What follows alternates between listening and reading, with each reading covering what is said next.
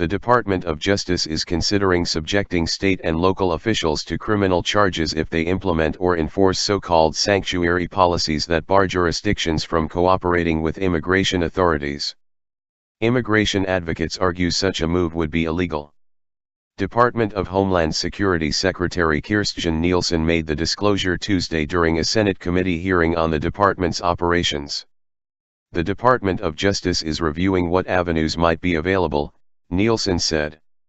The context of this is of course not only putting my immigration and customs enforcement officers at risk, but also finding an efficient and effective way to enforce our immigration laws. She said it's safer for immigration agents to do their jobs if they have the assistance of local and state jurisdictions. The Justice Department's review follows a chilling warning earlier this month from the acting Director of Immigration and Customs Enforcement, Thomas Homan, who said California would feel the wrath of his agency because of its decision to become a sanctuary state.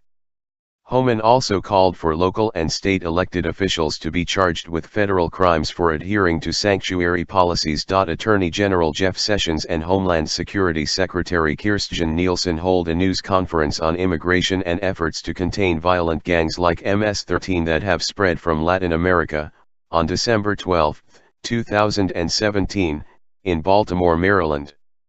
Sessions blamed an attack in New York City on a failed U.S. immigration system and called on Congress to reform laws and loopholes that he says have allowed gangs to proliferate. Tassis Catapodis / Getty Images. We gotta take sanctuary cities to court, and we gotta start charging some of these politicians with crimes, Homan said during an interview with Fox News' Neil Cavuto. He said politicians who pushed sanctuary city legislation should be held personally accountable for their actions. The Department of Justice declined to comment. The Department of Homeland Security could not be reached for comment. Immigration advocates said charging local or state officials with crimes for not cooperating with federal immigration authorities would be unlawful and a violation of the Constitution. These are really troubling intimidation tactics by the Trump administration, Cecilia Wong, Deputy Legal Director for the American Civil Liberties Union, told Newsweek. If they're threatening to prosecute state and local officials, it raises a number of concerns, including if they end up going after state or local officials who have been outspoken in opposing the Trump administration's draconian and unlawful immigration enforcement policies. I think you've got a serious First Amendment problem. She added, the Constitution doesn't let the federal government force state and local officials to do the president's bidding in this way.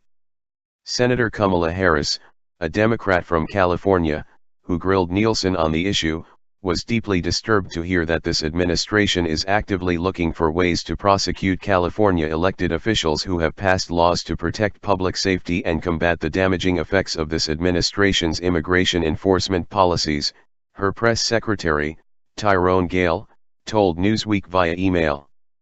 The Justice Department move is the latest escalation in the battle between the Trump administration and cities and states over sanctuary city policies. A federal judge in November blocked a Trump executive order that sought to strip sanctuary cities of federal funding.